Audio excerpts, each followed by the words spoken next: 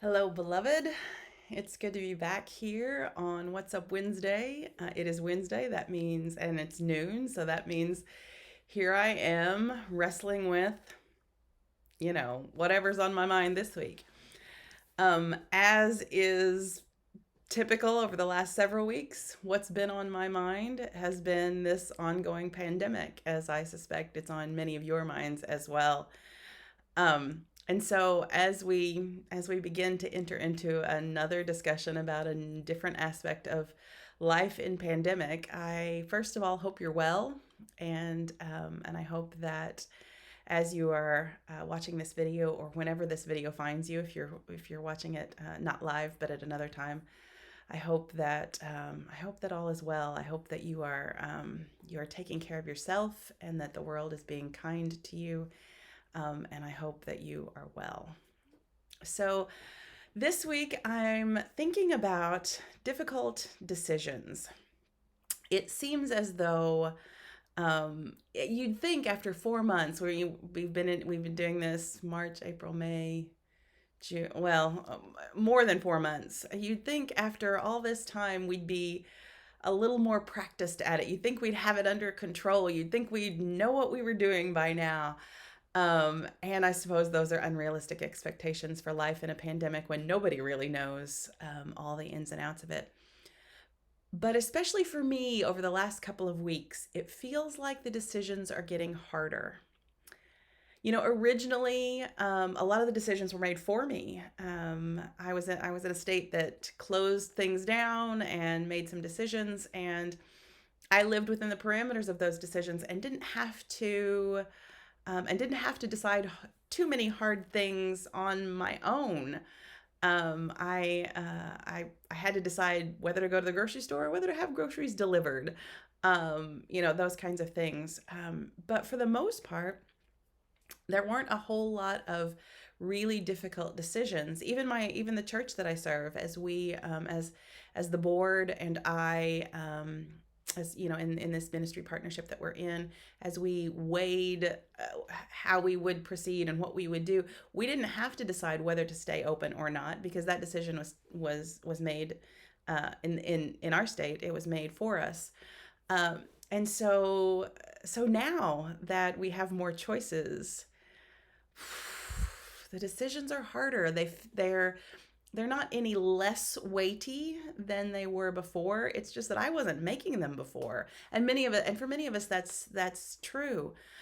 Just this week, I'm having to make a decision about remote learning for my daughter or in-person learning for my daughter. The school's giving us an option, and so I have to think about what's best for her. There are pros and there are cons, and what's best for her.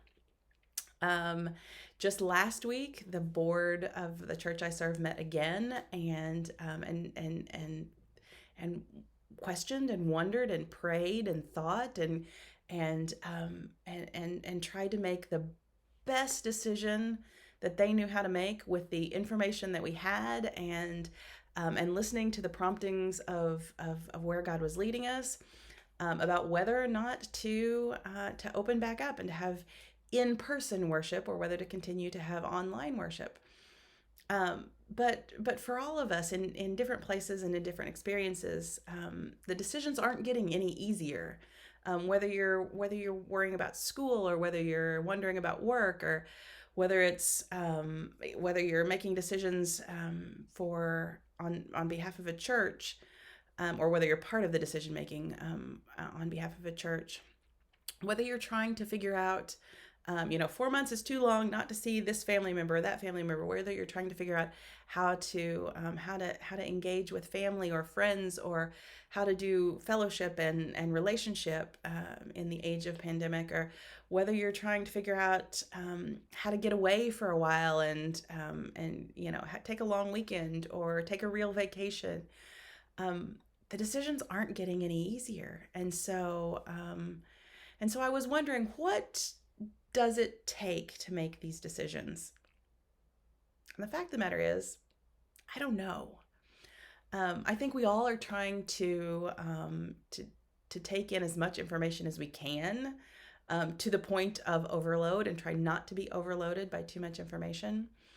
But I also recognize that that everybody's circumstances are different, and so so much of our decisions are contextual. And so I think the thing for me is I'm going to make some decisions, and I'm not going to make necessarily all the right ones or all the best ones, but I'm going to do my best in the moment. Um, I think the thing for me that I have to keep holding on to is that just because somebody doesn't make the same decision I make doesn't mean I have to be antagonistic about it with them. You know, for a long time, I've been a proponent of moms being nice to moms. You know, because so many times we hear the mom arguments about um, breastfeeding versus bottle feeding, and you know how each mom defending their own way of being, or co-sleeping versus letting them cry it out in their own crib, or you know whatever the decisions were about, you know, about motherhood or parenthood, not just motherhood. Um, and they've even, you know, that those debates have even been given the name the mommy wars. And so for a long time I've tried to advocate for being on each other's side even when you disagree with the other person's decision. And so I'm wondering, as long as I'm not endangering you and endangering your health, as long as I'm, you know, not actively working against the decisions you've made, can we agree to disagree about some of these things? I don't see it happening very often in our society on any subject, least of which is the pandemic and the pandemic response. Too often, disagreement is the basis for our engagement. We feed off of this disagreement, and we love this disagreement. And so, how is it that we can hold each other in relationship, and at the same time hold in tension the fact that we don't agree about how to proceed? Um, I think that the pandemic is hard enough without actively trying to turn people who simply disagree with us into enemies. And so how do we manage to work together when we don't all agree on what works? Mm, those are hard conversations. And you thought just deciding about whether to send your kid back to school was hard or not. I think trying to figure out how to live in a society where we disagree with one another is maybe harder.